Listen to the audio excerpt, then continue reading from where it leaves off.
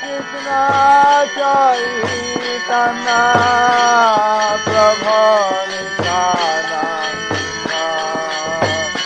Jayapataka Swami Maharaj.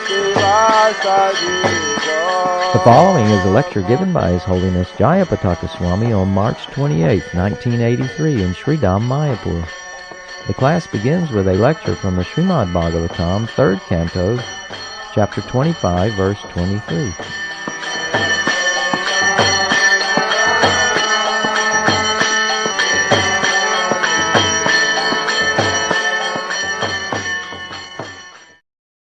Translation by His Divine Grace Srila Prabhupada Swami Prabhupada.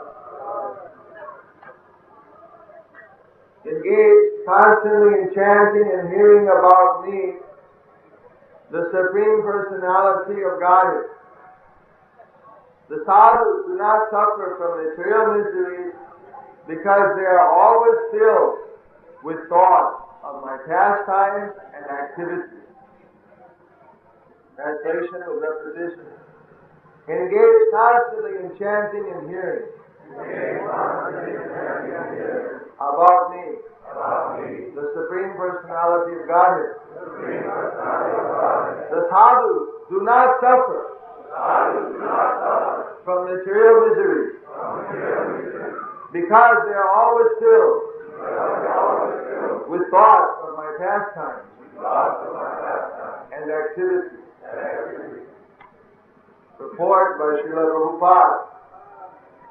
There are multifarious miseries in material existence. Those pertaining to the body and the mind, those imposed by other living entities, and those imposed by natural disturbances. But a sadhu is not disturbed by such miserable conditions because his mind is always filled with Krishna consciousness. And thus he does not like to talk about anything but the pastimes of the Lord. Vachansi Vaikuntha Gunanuvardhane. He engaged his words only in the glorification of the Supreme Personality of Godhead. Sadhus are always interested in hearing about the activities of the Lord or His devotees. Since they are filled with Krishna consciousness, they are forgetful of the material miseries. Ordinary conditioned souls, being forgetful of the activities of the Lord, are always full of anxieties and material tribulations. On the other hand, since the devotees always engage in the topics of the Lord, they are forgetful of the miseries of material existence. Thus in the purport by His Divine Grace Srila Prabhupada. Engage constantly in chanting and hearing about me, the Supreme Personality of Godhead. The sadhus do not suffer from material miseries because they are always filled with thoughts of my pastimes and activities. So here is the secret for eradicating all misery in life. There are so many miseries and there are so many cures, but the miseries of life have never been completely cured by anyone in this material world. Just like in modern society, they're inventing so many new medicines, but nature is also coming out with so many new diseases that they cannot keep up. But here, in altogether different categories of transcending all the suffering of material miseries is being given. It's very simple, not at all difficult to do. It's simply to fill the mind with thoughts of Krishna's pastimes and activities with the activities and pastimes of Krishna's pure devotees. Not very difficult, yet when it comes to reading every day, 1 hour, 2 hours, it's very difficult. Although it's not difficult, still somehow or another it seems difficult to find the time. But if someone throws a Newsweek or a daily newspaper on the lap, you can destroy 1 hour or a half hour without the bat of an eyelash. So although it's not very difficult to hear about Krishna, we are not in the habit, we're not in the practice of spontaneously hearing about Krishna. When we hear about Krishna, we like it. At that moment we think, I'd rather not think about anything else. Why can't I always be hearing this nectar? But then some other time, the devotees get into so many other discussions and their mind becomes disturbed. And from that disturbed mind, then one can lose the taste, at least temporarily, of devotional service, and all trouble begins. Therefore, what has the Bhagavat himself advised us? Nityam Bhagavata Sevaya. That daily we should be drinking the nectar of the Bhagavat. What is Bhagavat? Prabhupada described that Bhagavad Gita means spoken by Krishna and Śrīmad Bhāgavatam means spoken about Krishna. So, by hearing the glories of Krishna, by hearing the glories of Lord Chaitanya Mahaprabhu, we can actually forget about all the suffering. Our mind no longer is tuned in to all those sufferings of this material world. Rather, it's tuned in directly to that eternal bliss coming from the spiritual world. So, we simply have to decide where we want to tune into. And when we see that we're getting static, we're tuned into the wrong channel, and we see that our mind starts to become disturbed, starts to become in an impatient state. If we start to become impatient to again hear some more discussions about Krishna, impatient to hear more about devotional service, well, that's a very good sign. In fact, that is the definition of the beginning of spiritual life.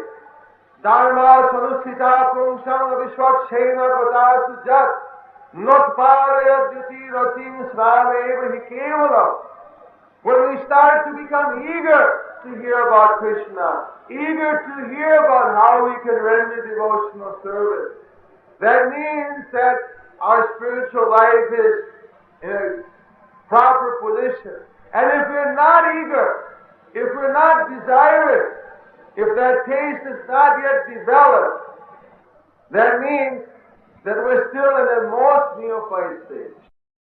So, this is a very good opportunity, this Mayapur Vrindavan pilgrimage, to hear from so many advanced devotees of the Lord, dedicated servitors of Srila Prabhupada, about devotional service, about the pastimes of Krishna, so that we can develop that taste.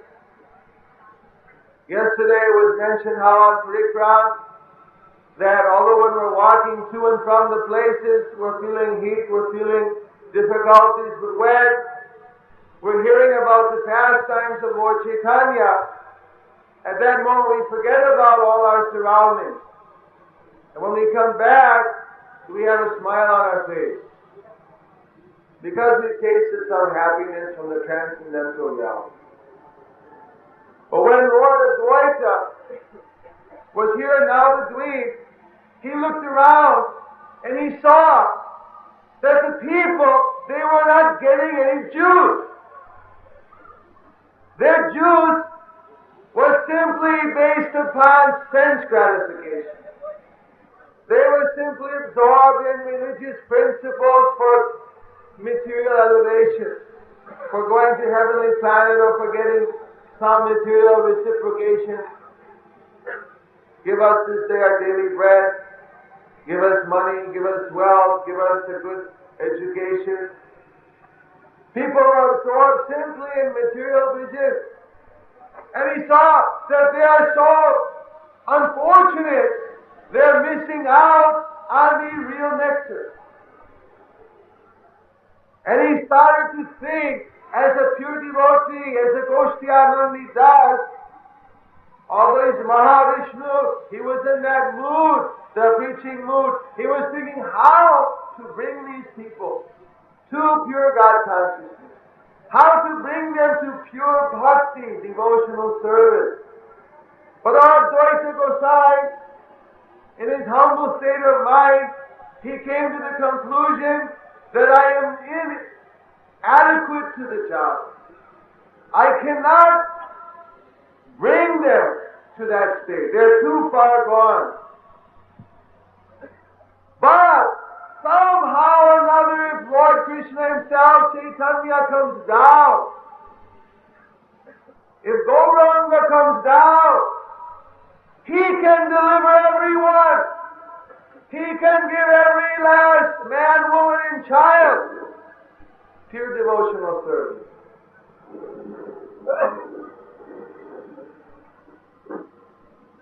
So,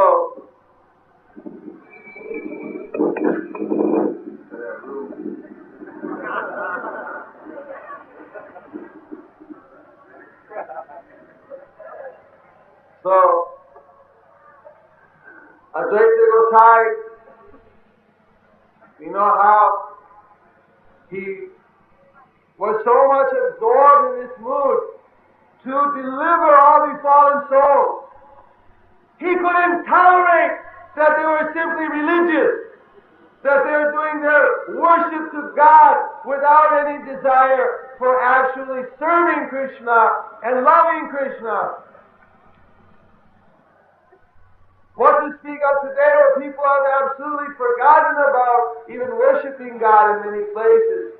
His disturbance that they're actually not real devotees of God. They're businessmen in exchange with God, trying to get something back from God, not really loving God, not tasting the real nectar. Therefore, he started to do a great tapasya. He started to fast. And he started to cry out, Gauranga, Gauranga, Gauranga. He was praying for the advent of Lord Chaitanya. Simultaneously, nearby, while he was praying in Shantipur, nearby, Haridas Thakur was praying in Pulia for the descent of the Supreme Personality of Godhead, who alone can give his pure devotional service.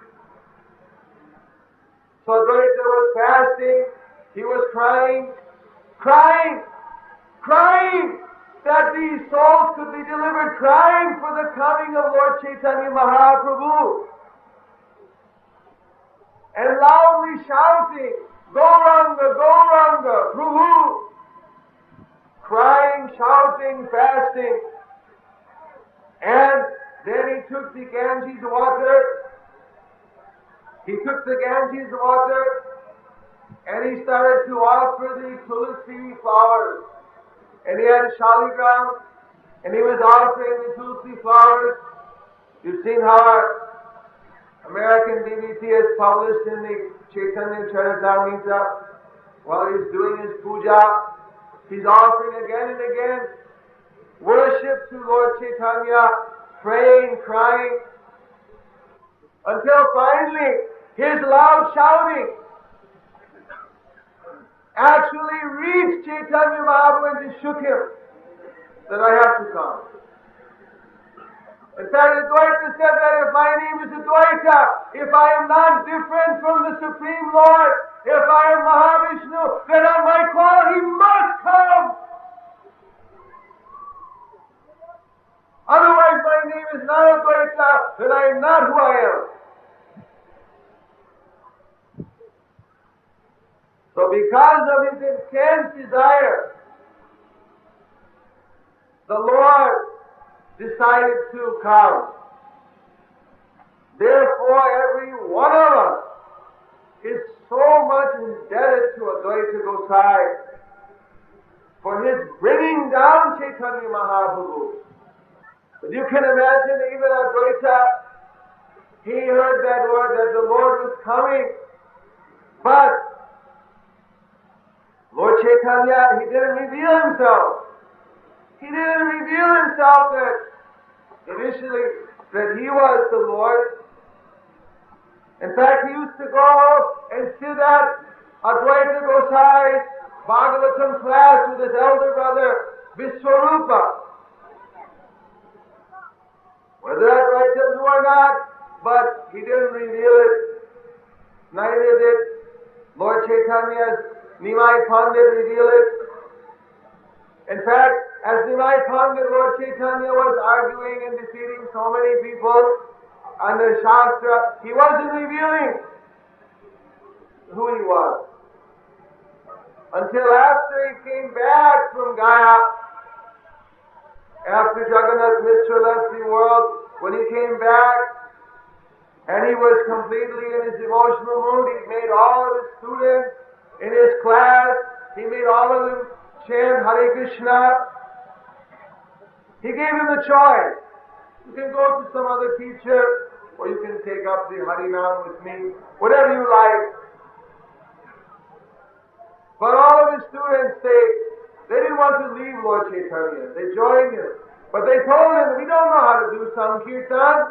You've been teaching us grammar, Vyakaran, Sanskrit, everything. You never taught us how to do the chanting.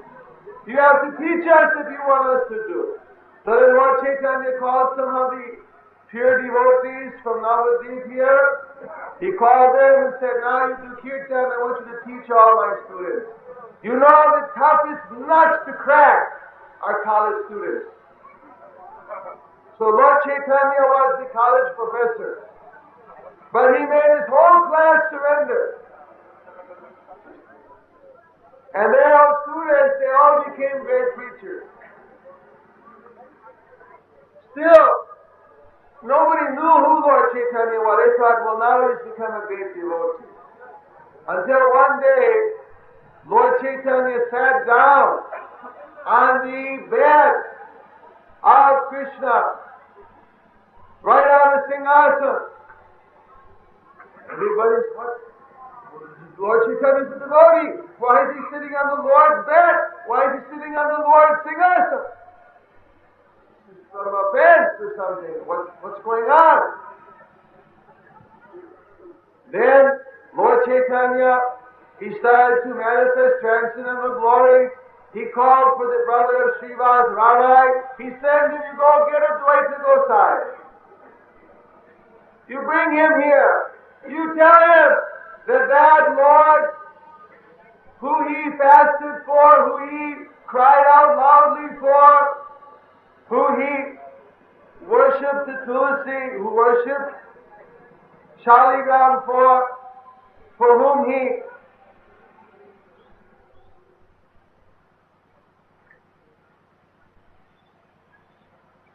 set all forth.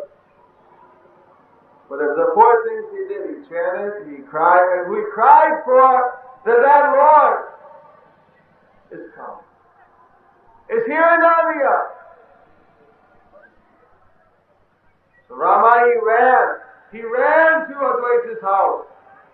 And as he got about halfway, as he went quite a way along the way running, he realized that he never asked anybody where Advaita's house was. He had never been there before. Then he asked somebody, then suddenly he got a little doubtful, where's Advaita's house that you're standing in front of it? Right there, go in. So when he came into Advaita's house, Advaita immediately, before he could say anything, chastised him. He was running about just very quickly in a nervous type mood. He chastised. How is it possible that God can incarnate in the Kali Yuga? You expect me to believe it? And why in all places would he pick Nadia? You expect me to believe this? Brahma hadn't said a word. He was completely preempted. Well, he knew that Advaita Gosai was very eccentric, that he was extraordinary, had divine qualities, so that he just sat down a little bit bewildered and decided to better wait. Then Advaita, he also sat down and was doing some puja, suddenly looked at him and said, "What do you want?" Then Ramai offered his obeisances and prayed that, "My Lord, that Lord for whom you have waited for, who you were crying for, who you were calling for, that Lord who you were worshipping for, fasting for, he has come. He tells you, he has given this message that he has come." Here in Nadia district, here in Nadia Dham, Navadvip, Advaita Gosai, he became ecstatic. He said, jumping up and down, "Haribo, Haribo! On my call, the Lord has come, he's come!" He was rejoicing.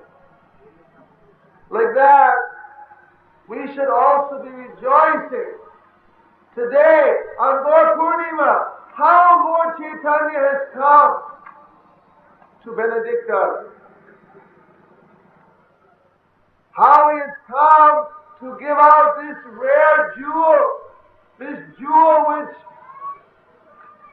you cannot get by any amount of tapasya, austerity, by studying the scriptures.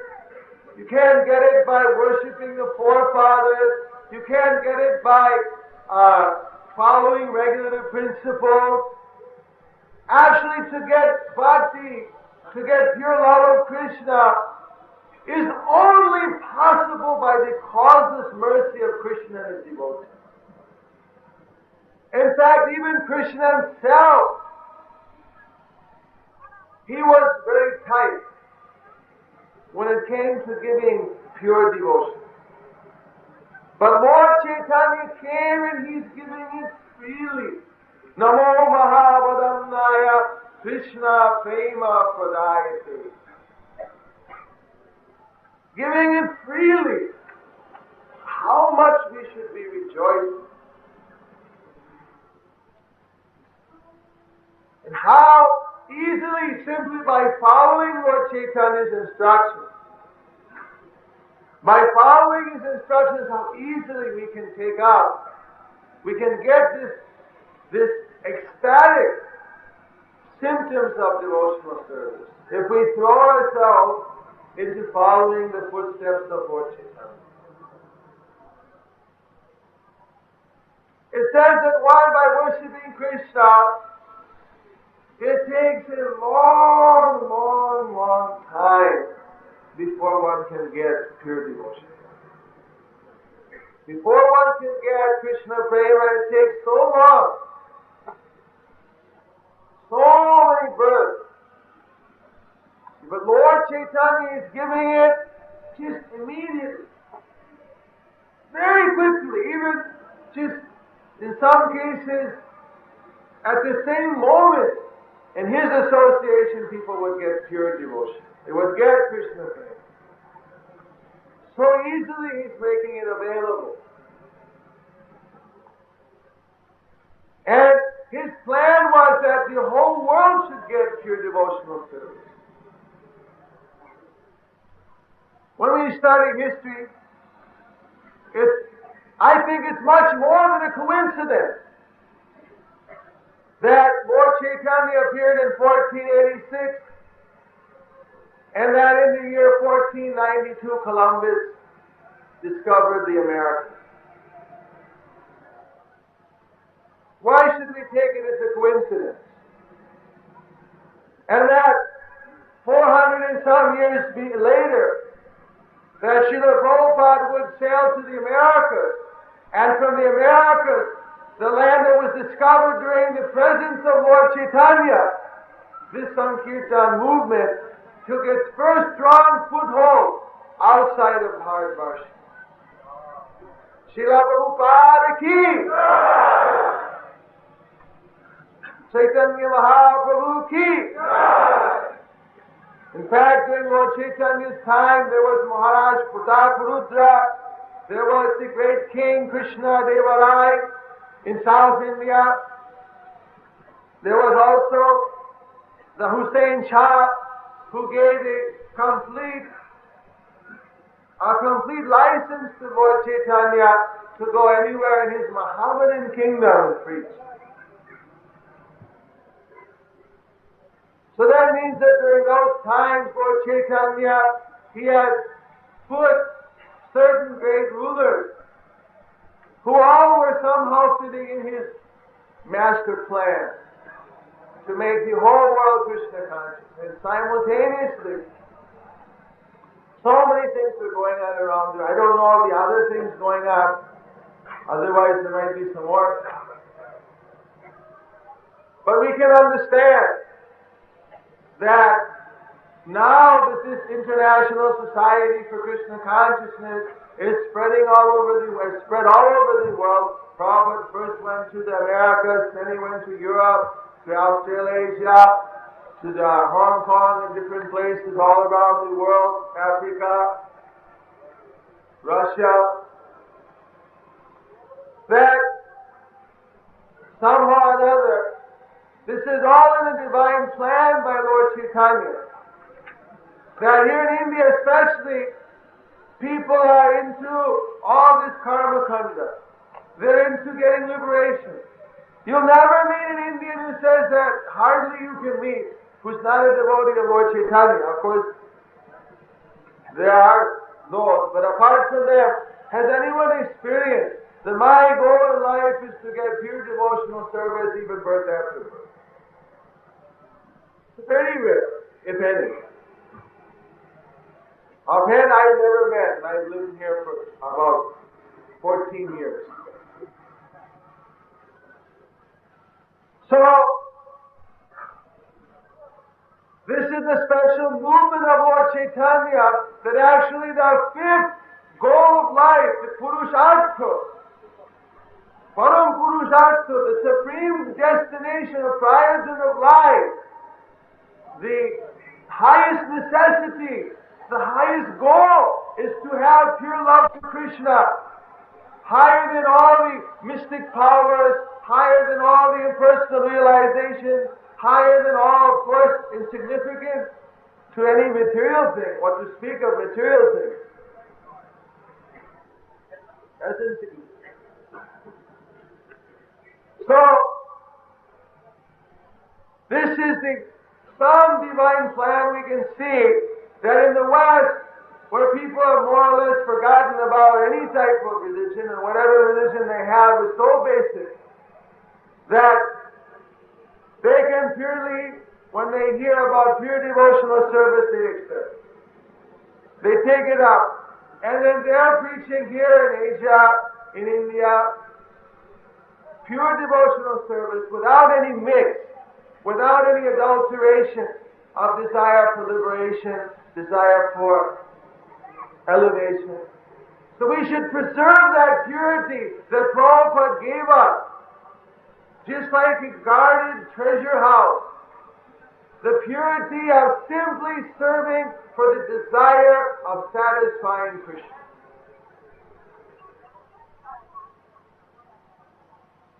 That we should take out.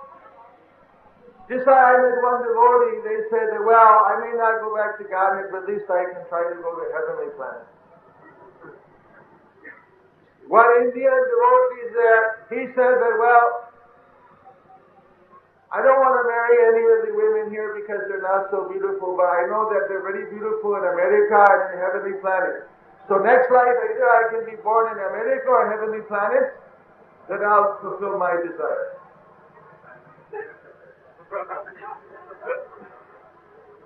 You see, they're all time. But the actual thing, you see, that Prabhupada has given us is He's given us what the Bhagavad Gita and Śrīmad Bhāgavatam are discussing. Akaha Kurunandana, having a single pointed consciousness. Now we have to see that when we expand our different ashrams, as the new grihastas are coming, as the new programs are coming, that we don't bring into our pure movement. Prabhupada told us purity is the force, that we don't bring in any karma kanda compromises. Any compromises with sense gratification. Any compromises with liberation. What is the symptom of someone who wants sense gratification?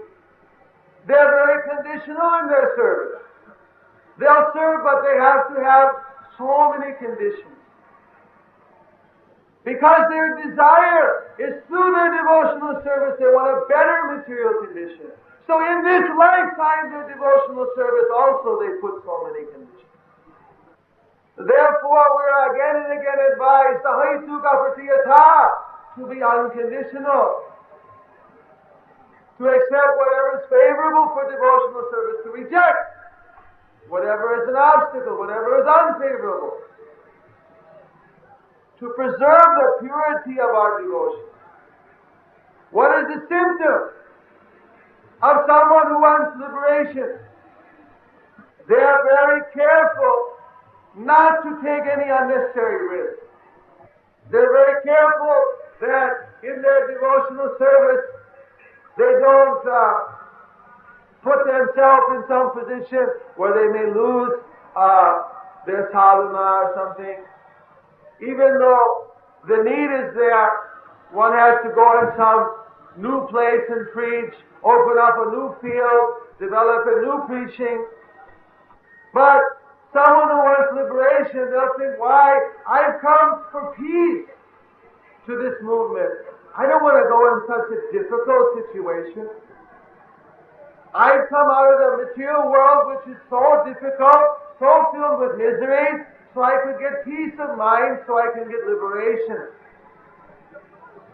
So why do I want to take so much janja, so much complications, so many difficulties? Why will I accept, like preaching, like going out on Sankirtan and getting pinched or getting hit or getting yelled at? Or when my temple commander gets on my case to get up for Mangalarti, I didn't come to Krishna consciousness for this. I came for peace. I didn't come to Krishna consciousness so when I eat with my left hand, some guy barks at me. Wrong hand! I wanted peace. I didn't come to Krishna consciousness that they can sprinkle water on me when I'm sleeping because I'm late. These are, when you're coming out of knowledge, coming out of some desire for liberation, peace. But that's another danger. It's another, just a demon to devour us. What did Krishnadas Kaviraj pray in Chaitanya Charitamrita? I'm giving up Vedic religion. I'm giving up family duties. I'm giving up all kinds of attachments. I'm giving up even the desire for being materially happy. I'm giving up the desire for mental peace. I'm giving up I simply want to absorb my mind in the service of Sri Sri Radha Madhava, following in the mercy and getting the mercy of Nitai Gaur. This is my only goal in life. So, this is our special opportunity that Prabhupada has given us Krishna consciousness in His pure form. He didn't compromise to give a little Jnana Misrita Bhakti, devotion with knowledge, devotion with speculative knowledge, devotion with karma, devotion with any material tinge. He gave pure. Simply engage in the Sankirtan movement of Lord Chaitanya Maharaj.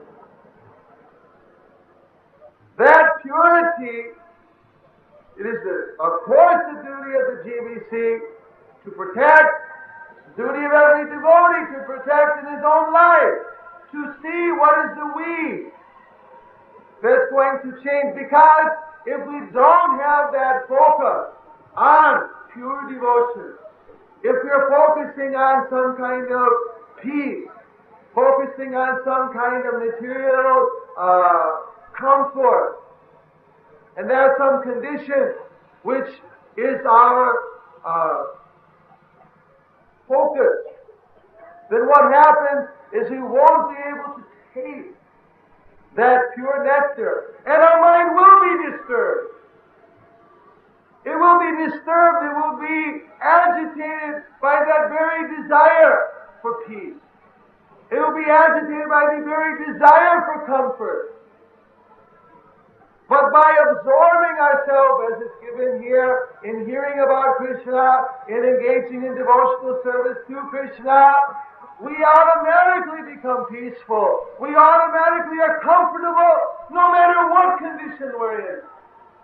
That is the real happiness that every one of us is yearning for. Every one of us is crying for.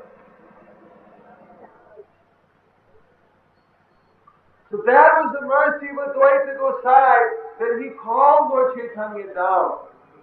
And there was the mercy of Srila Prabhupada, that he carried Lord Chaitanya to us all over the world. He even carried it back to India in its pure form. You want to be happy? Chant Hare Krishna. For the pleasure of Krishna.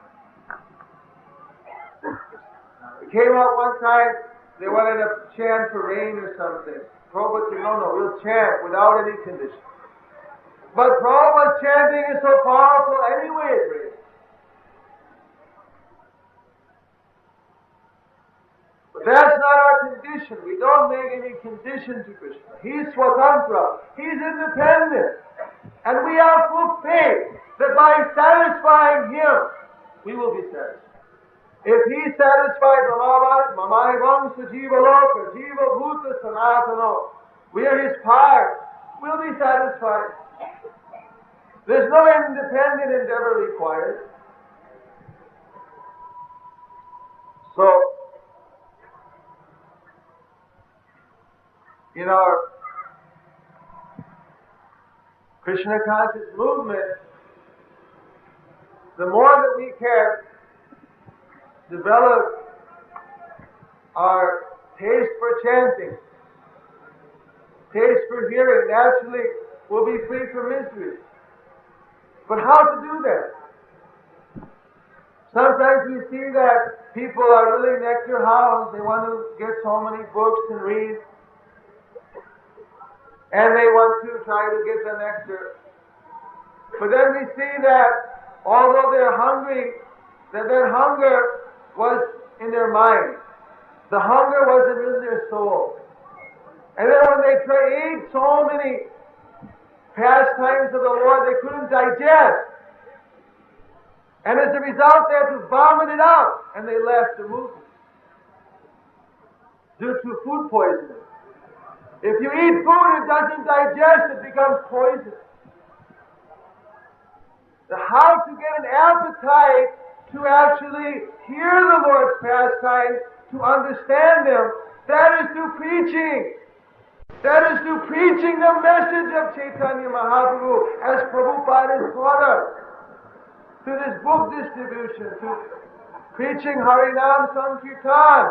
That is how we get the real appetite.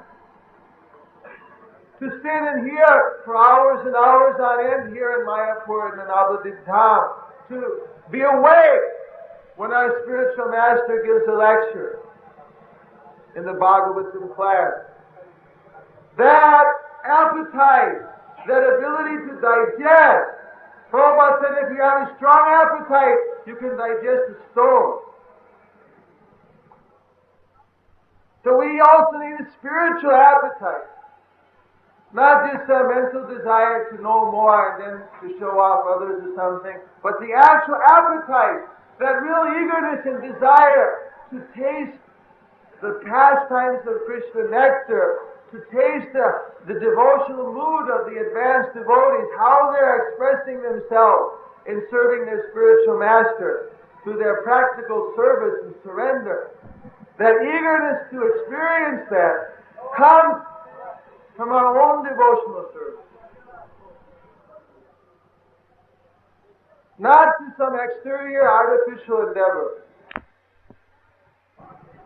So by engaging in the Sankirtan movement, by working together with all the devotees around the world to build Srila Prabhupada's dreams and Lord Nityananda's predicted big Mayapur temple, by working together to push on book distribution, to expand the movement of Krishna consciousness, that will give us the realization and the real appetite, the real appreciation of Krishna's pastimes, which will end all the miseries of this material world.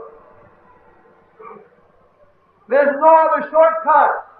There's no other way.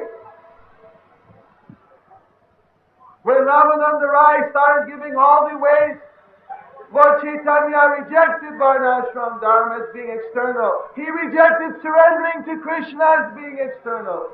He first of all only agreed that hearing from the lips of pure devotees the science of Krishna consciousness, that was the first thing he accepted. Yes, this is completely transcendental.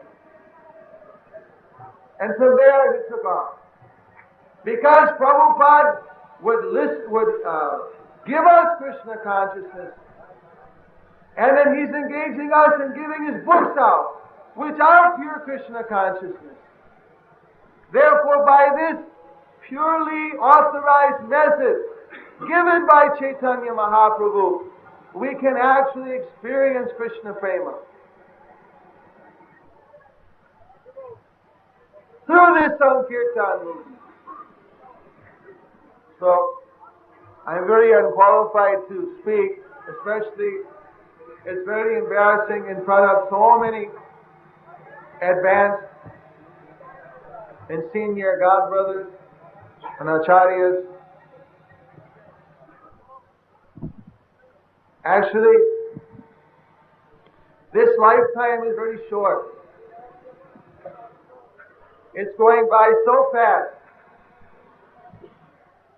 Someone was mentioning how from 1 year to the next, I think Srila Vishnupad, it seems like 10,000 years go by.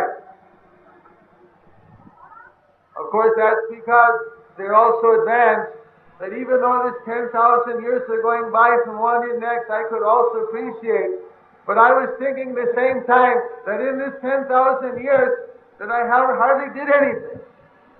The movement's going on, but I personally hardly could do much as to what I wanted to do, or what I should have done for Srila Prabhupada.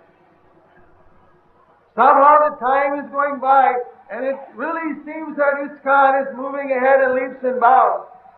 But personally, then how much more I could have done or should have done in that day of Brahma that went by in this 1 year. How many opportunities slipped through my fingers to preach to someone, to engage in some service, to be more serious. I can't speak for others, but for myself I can see that there's so many opportunities to increase my service that seem to just escape me. Maybe someone else feels as Vaishnavas who had mentioned here, by hearing from them about Krishna consciousness, we forget our miseries. That in this festival, whenever I heard from the advanced Vaishnavas, I could forget my miseries. But that they somehow or another bless me and all the other devotees so that we can be engaged the whole year in pure Krishna consciousness so intently and so enthusiastically that we may maintain that concentration without any deviation, without a chance for Maya. Like that, the same position may be there, but they're changing their attitude from sense gratification to devotional service. But those who are living in the temples especially for Brahminical culture, Srila Prabhupada told me, I'm very much enthused about the congregational preaching, Namahata, because in Los Angeles, on a morning walk, Prabhupada turned to me and just out of the sky blue, he said that, don't think that all these people are going to live in our temple.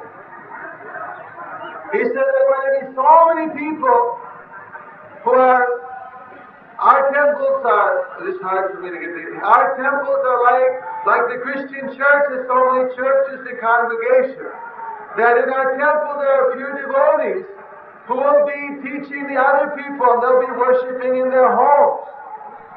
But he indicated that the devotees in the temple were the pure devotees, that the community around the temple, those were special preachers. Those were the core to convert the whole rest of the society into devotees. So there is definitely different standard of Kanishta Adhikari, Madhyam Adhikari. He just said in a very brief way. So if someone has already come up to rendering 24 hours a day devotional service to Krishna, they shouldn't be bewildered by some idea of varnashram or something else as a reason to reduce their service. Rather, someone who's doing nothing, better to do something. And like this, we should always take forward steps. Prabhupada said our purpose is to go step by step. We may not do jumping process. I just heard a tape, he said this exact word. We go step by step, not jumping process. But that means we should also not jump back into the fire of Maya. If we've already come up to a certain level of devotional service, we should cling to maintain it. And for somebody who's not at all in devotional service, well, they can come up one step higher to do for their material activity and give something to Krishna, and then to gradually, as they increase their devotional activities, doing more regular principles, chanting more, they gradually come up. But if a full-time initiated Brahmin or devotee feels that he has to go back again to that type of stage, obviously it's a compromise. It's a compromise. So we should see the overall picture that everyone has got their individual advancement. That we want to establish Dvaiva Varnashram, which is based on pure devotional service. And there may be steps that people take. But this Krishna conscious movement is showing what is the ultimate step. What is the highest standard. And we cannot compromise that. Rather now bring up those in Maya and darkness more and more into the light. There may be shades, but they cannot. But we cannot compromise what is the pure standard. Without that pure standard, then there's no hope. That must be maintained. That's my personal realization in this, what I've heard from Srila Prabhupada. I hope that was all right. All the acharyas have questions today. Now, you mentioned in your class that Lord Chaitanya, he was born in 1486. So now 500 years later would be 1986. We're in 1983. Still, we don't hear very much about that 500th anniversary of Lord Chaitanya coming up. Maybe you could say something about that. Bhāgavatam Maharaj wants me to say something about the 500th anniversary of Lord Chaitanya.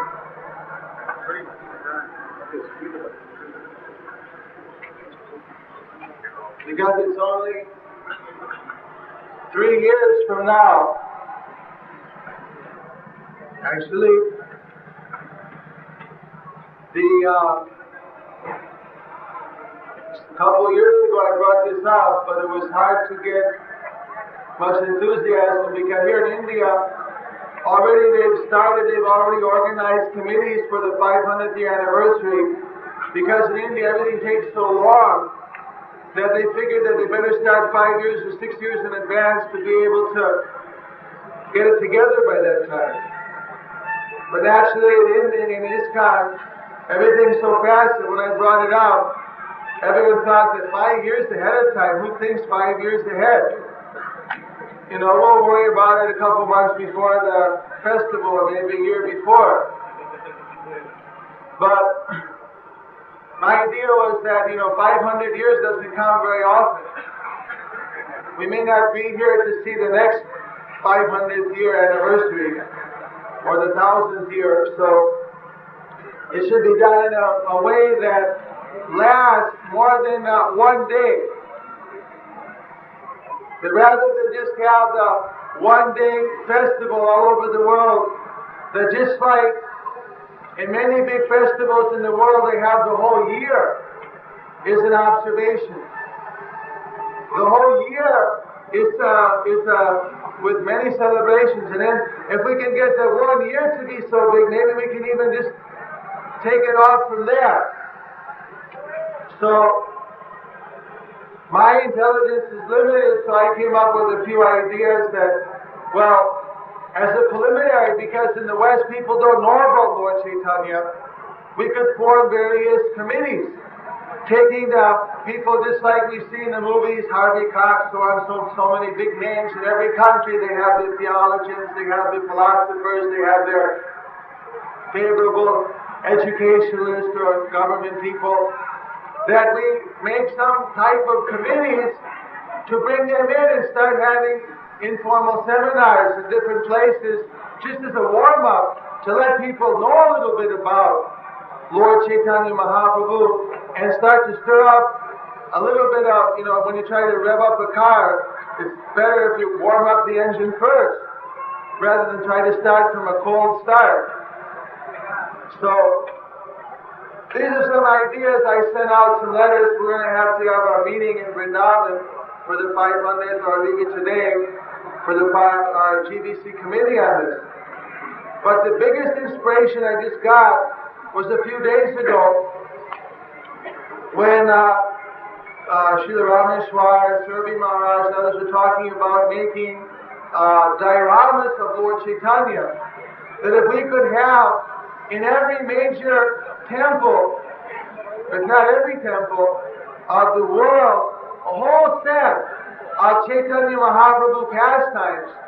And here in India, also, then we either rent a hall, or we go in a public park and we set up, and we have a big exhibition. I saw that the exhibitions in the West at the LA Rath Yatra and at the Washington Rath Yatra, people are very interested in seeing all the Rajasthani swords, the ashtrays or whatever, hookahs used by the kings. They want to see all things.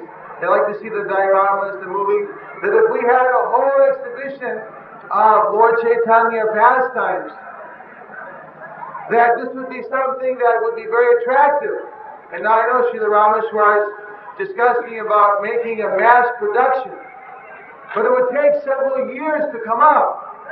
And then we could show for the whole year, we could have different exhibitions on this celebration of the 500th year anniversary of Lord Chaitanya. Here around India, there's already discussion about following the footsteps of Lord Chaitanya to all the cities from Dwarka down to South India and back up to Jagannath Puri, here to Mayapur. Like this would help, but now it's still at the planning stage. Because my defect is that I have a lot of enthusiasm, but I'm a little dependent on the reciprocation from my godbrothers at this stage, that when they also show some enthusiasm, it gives me a lot of encouragement. So Actually, 3 years is nothing. There's so much to be done. These are just a couple ideas we came up with. We haven't really got into a deep discussion, but I feel that 3 years we should plan out every month, every week, coming up to the 500th anniversary, and then extending through the whole year, that in all the major cities, with big PR, with press releases, starting from here, maybe relay, maybe whatever, this has to be discussed, what is the best way. But we should make a literal explosion around the world. The relay of Lord Chaitanya exhibitions, with so many big authorities also confirming, to establish the faith in the people that this Krishna conscious movement is a bona fide movement stemming from the greatest benefactor of the whole humankind, Krishna Chaitanya Mahaprabhu himself. People should realize that he has a unique contribution, and that this contribution is the bona fide process for this particular day and age. So actually, if every temple takes up this little program of trying to organize the local people to form an observance committee for Lord Chaitanya at the beginning, and then starting in the colleges for this year, having different seminars, different programs, a very good subject to start to discuss. That it's coming up, there's going to be some big festivals, there's going to be some big programs, and people should know about this great historical person, Chaitanya Mahaprabhu, who is changing the world. And then if our brains think up of various slogans and various ways of attracting the people around the world to Lord Chaitanya for this celebration, then we can use this as a send-off, because it happens to coincide with Prabhupada's 90th anniversary. He was born in 1896. That means that 1986 is his 90th anniversary, birth anniversary. So we also have to do something very special that year for Srila Prabhupada, who brought Lord Chaitanya to the West and all over the world. So right now we're still on the drawing board, and since we haven't had our meeting yet, so I can't say any detailed plan and programs. These are just some of the things that we've been discussing. But everybody should start to think about it, start to try to get it together. I've written many letters to the Temple President's Committee on this subject, but I didn't get any reply, frankly. So I didn't get any feedback. I can't say what they thought of it. I gave 26 different ideas how to start now with preparing for the 500th year anniversary. All I can do is request everyone to know that time goes so fast that we have to start thinking now if you want to make it the biggest thing that happens. You want to make it the biggest celebration, and then follow that over to the opening of our big temple. That enthusiasm should just carry us right over until our big temple is open, and then from there, sky's the limit. And now what it means is that we have to start to get ourselves into that mood of complete dedication to Lord Chaitanya's main temple and to Lord Chaitanya's movement, as Prabhupada has given us this blueprint. It can only happen by a total world cooperative spirit. Even to celebrate this 500th year anniversary, if we do it at a worldwide scale, that was already reported yesterday by the Ananda Bazar Patrika, the biggest newspaper in India. They said that a discussion is held that simultaneously in every city of the world on Gaur Purnima Day, they're going to celebrate the 500th year anniversary. And that now the world leaders have come to discuss this. So in India, this is very impressive to the people.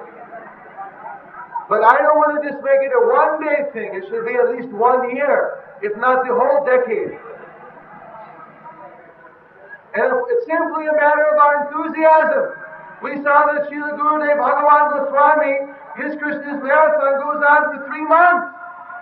They're so enthusiastic. So why can't our 500th year anniversary go on for a decade? Or a century?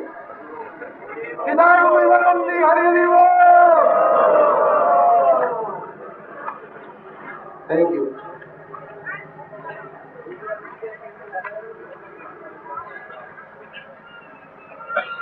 Any other questions?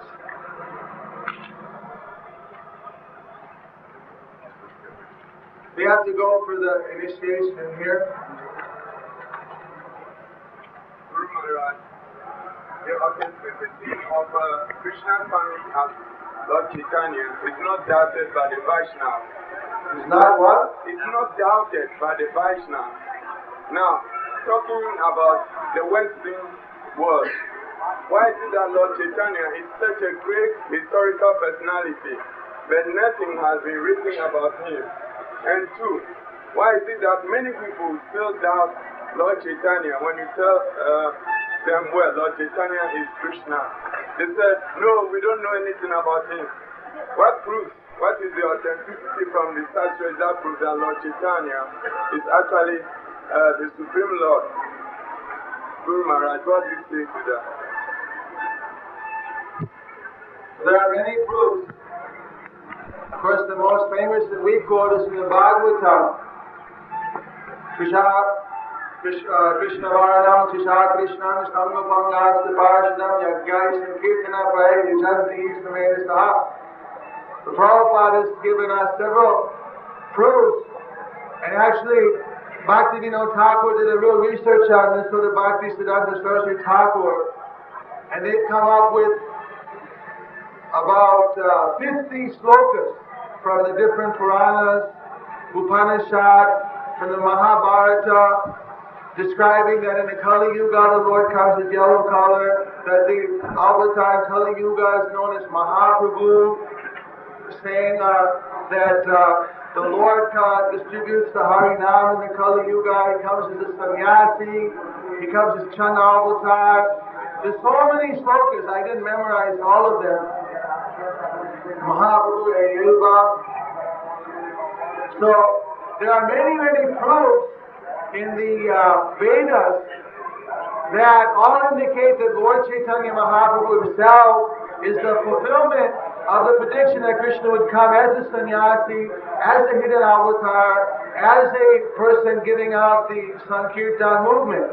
There's no one else who's done that. There's no one else who fulfills all those qualifications.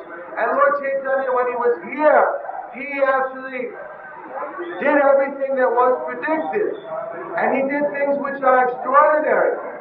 Even Sarvabhauma Bhattacharya, he accepted that Lord Chaitanya was Krishna himself.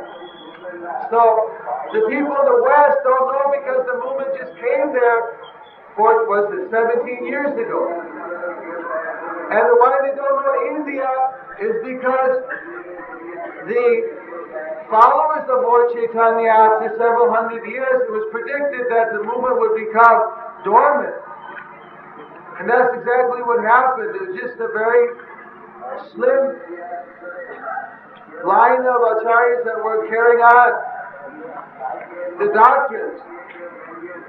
Therefore, Bhakti Siddhanta Thakur, he was preaching all over India, but even his followers, because they didn't work together, everything broke up. Now there's so many Gaudiya months, and instead of Chaitanya Mahaprabhu being understood, people are understanding this Ram and this Krishna and so many others. So, similarly, to convince the people, it's not possible to convince the people that the avatar of the Sankirtan movement is bona fide unless the people who are convincing actually themselves are in the mood of Sankirtan. Sankirtan means many doing kirtan together. Japa is one, kirtan is a few. Sankirtan means everyone together. That means that they're all singing the same tune. They're all singing the same mantra. They're clapping and playing the instruments in time. The Sankirtan means together. So when this movement, as long as it remains together, as long as everyone keeps in that cooperative Sankirtan mood, then people will be convinced. And wherever you see in history that mood of working cooperative together was compromised, then they lose their potency for convincing people about Chaitanya Mahaprabhu. Actually, everybody is very easily convinced. It's just that they don't know anything because we're very few. We've only reached a few.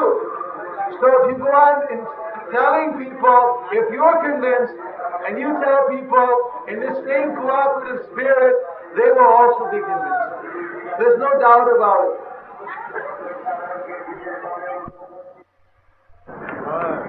Hare Krishna.